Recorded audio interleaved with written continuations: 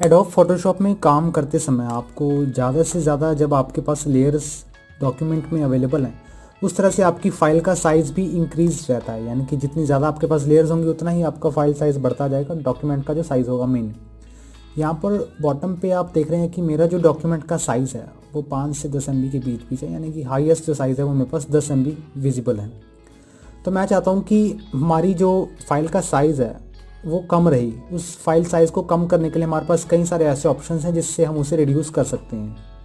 आज के सेशन में हम ये देखेंगे कि हम किस तरह से लेयर्स को मर्ज कर सकते हैं, फ्लैटन कर सकते हैं और उसके फाइल साइज़ को घटा सकते हैं, यानी कि हम कम फाइल साइज़ में ज़्यादा इमेजेस को कैप्चर करने की ट्राई करेंगे कि हम किस तरह से इसे यूटिलाइज़ कर सकते हैं।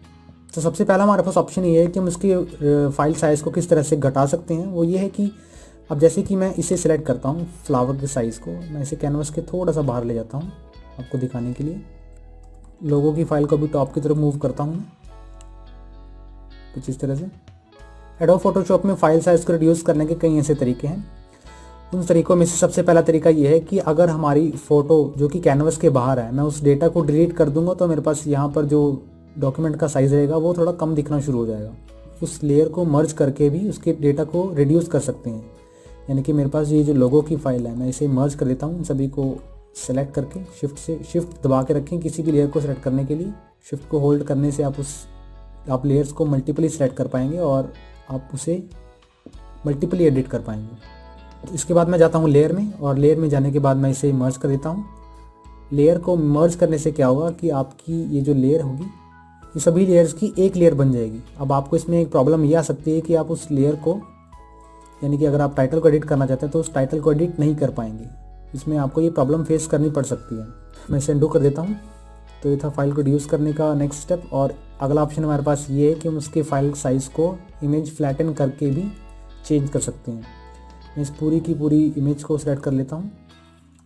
यहाँ पर मैं शिफ्ट दबा के और यानी कि सभी डेटा को सेलेक्ट कर लेता हूँ। हम लेयर में जाकर मर्ज लेयर के नीचे एक ऑप्शन होगा फ्लैटन इमेज के नाम से, मैं इसे क्लिक करता हूँ तो मेरे पास जो डॉक्यूमेंट का साइज़ रहेगा वो और कम हो जाएगा।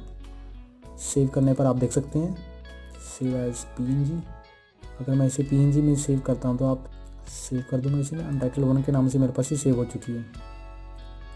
जब आप इन सभी लेयर्स को जो कि ग्रुपिंग में थे, जब आप इन लेयर्स को ग्रुप कर देते हैं, मर्ज कर देते हैं, तो आप ये देख पाएंगे कि आपकी डॉक्यूमेंट का साइज़ 10 MB से 8 MB तक रह गया है।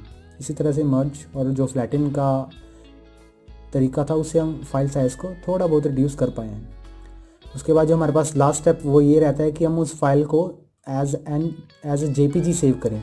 मैं इसे सेव एज करता हूँ, JPG में सेव करता हूँ इसे। मैं JPG जो फाइल फॉर्मेट होता है वो कम से कम फाइल साइज़ में ज़्यादा से ज़्यादा डेटा सेव करने की कोशिश करता है, लेकिन हम इसे लेयर्स में डिवाइड नहीं कर सकते जब उसे फ़ोटोशॉप में दोबारा किया जाता है। तो मैं इसका नाम चेंज करता हूँ, save as JPG image save. आप यहाँ से उस फाइल साइज़ को प्रॉपर साइज़ दे सकते हैं। जितनी स्मॉल फाइल उतनी कम क्लैरिटी, जितनी लार्ज फाइल उतनी ज़्यादा क्लैरिटी। ज़्यादा से ज़्यादा मेरे पास 832.4 के मेरे पास पिक्सल्स आ रहे हैं। ओके करता हूँ तो मेरे पास हाईएस्ट क्वालिटी में कम फाइल साइज़ रह गया है। मैं चेक कर लेता हूँ इसमें,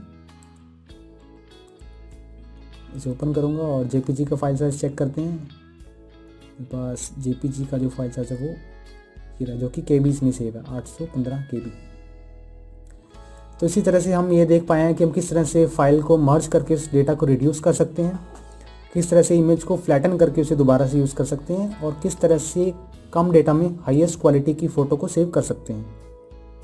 फ़ोटोशॉप की एडवांस सीरीज़ में आप लेयर्स के बेसिक को और भी डिटेल में समझ पाएंगे।